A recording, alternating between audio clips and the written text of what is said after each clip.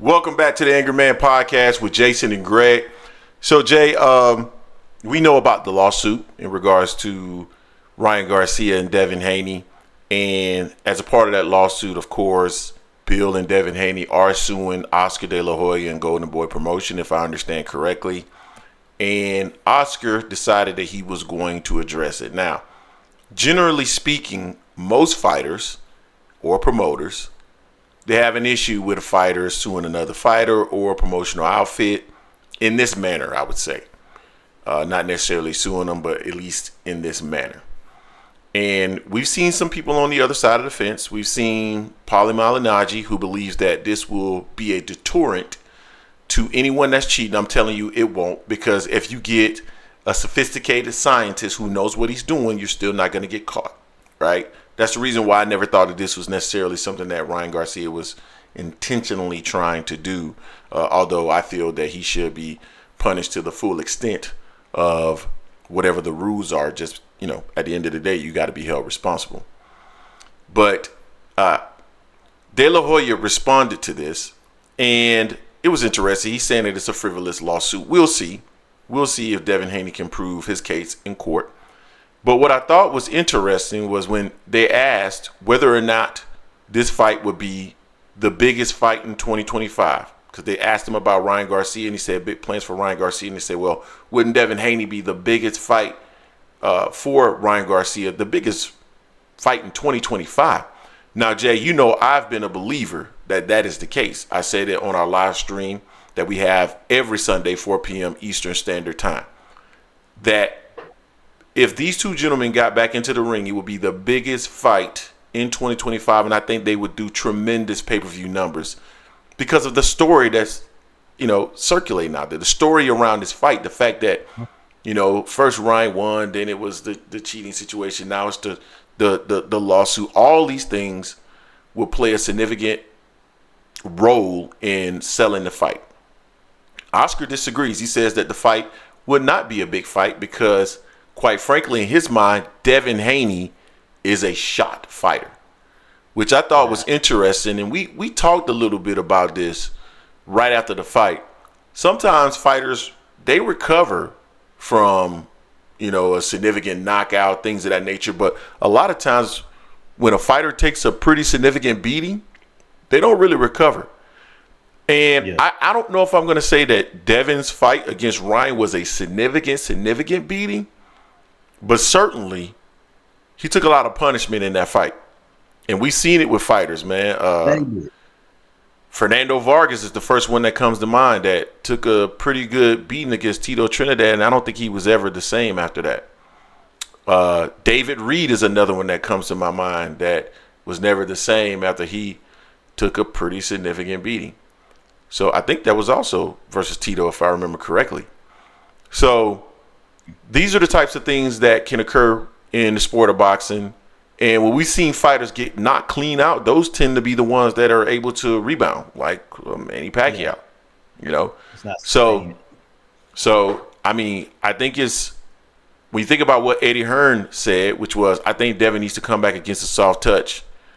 And now Oscar saying that he's shot, so forth and so on. And then when you add to it that a perception could be drawn, or you could believe, just based off of what is being done by Devin and Bill, that perhaps they don't believe that Devin is the same and that he can't get it back in blood in the ring, and therefore he's taking it to court. Maybe there is a possibility that Devin is somewhat damaged. Jay, what's your thoughts on that? I won't call him a shot fighter, because the thing is, he got up and made it to the end of that fight. Granted, Devin, Ryan was gassing out in every other round, it seemed like, as well, in that fight too. We know he's suspended for the Oscar and whatnot, and he should be suspended. Personally, said it before, said it again, I don't like Ryan at all. I wish Devin would have destroyed him and got him out of boxing, but he didn't do it. But I wouldn't call Devin a shot fighter. Now, my concern with Devin is the fact that he's not taking accountability in the stuff that he didn't do right in that fight. He strictly always goes straight to him being on Ostarine as a sole, almost like the sole reason he was getting beat in that fight. He lost that fight initially until it was changed to a no contest, and that's simply not the case. We put a video out before showing him getting hit with that same left hook by Linares. So this is more of a Devin deficiency that he needs to work on himself, and then go from there. But I wouldn't call him a shot fighter. I would agree with Eddie with Devin taking baby steps to come back for this, because I want to see how it is. Because you take a fight, a beating like that, you question yourself. You saw him on that interview on ESPN after Ryan popped dirty. He was just like beside himself. He's like, I've never been against someone else that much better than me. He was questioning everything. But he uses this pop test like it's the end all be all when that wasn't it. He got to look himself in the mirror and hold himself accountable. It's like, damn, I didn't keep that hand up. He pressed me. I knew he was gonna rush me. He caught me. I got up from. I didn't fall. But he kept catching me. Why did he keep catching me with this? What was I doing? What could I do to correct this? That's what I need to see from Devin. Devin just need to be like, he caught me. He knocked me out with it. He caught me. I won on one thing Devin did say. He said he won on his game, which we knew that from the very beginning of the fight. He won on his game. He showed flashes when he pressed Ryan. That's when he was at his best against Ryan. But Ryan was also gassing. Ryan didn't train. You saw Ryan was out of shape. We all saw Ryan was out of shape and in bad condition for that fight. So I wouldn't call him a shot fighter. I agree with Eddie with a soft touch. I don't understand why. Well, maybe I do understand why Bill is calling out T.O. for Devin. Because T.O. didn't look good against Steve Claggett, who had 7 losses. So right before the pivot, both of them need to step up and everything as well. But I want Devin to come back. I still think he's a decent fighter.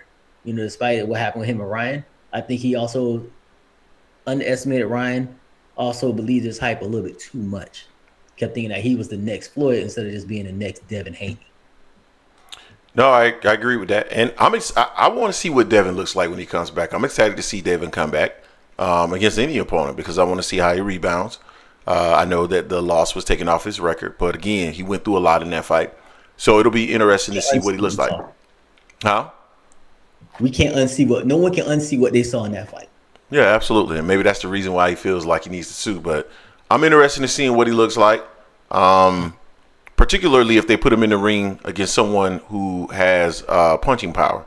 That would be interesting to see how he deals with that. But yeah, Devin's I don't see Devin as a shot fighter. Now, is it possible that he's taking some damage in it? We won't know until he gets back in the ring. So I would say Oscar De La Hoya's assessment of Devin Haney is a little bit premature.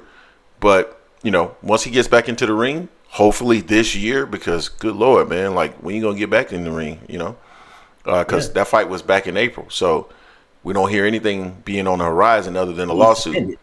Exactly. So you guys tell us what you think in the comment section in regards to this. Does Oscar De La Hoya have a point? Or is it fair to say that in reality, we won't know what shape Devin's in until he gets back in the ring? That's my assessment, or at least that's the way I feel. Let us know what you think. Don't forget to hate, like, comment, and subscribe. This is the Angry Man Podcast, M Sports Media, and we are out.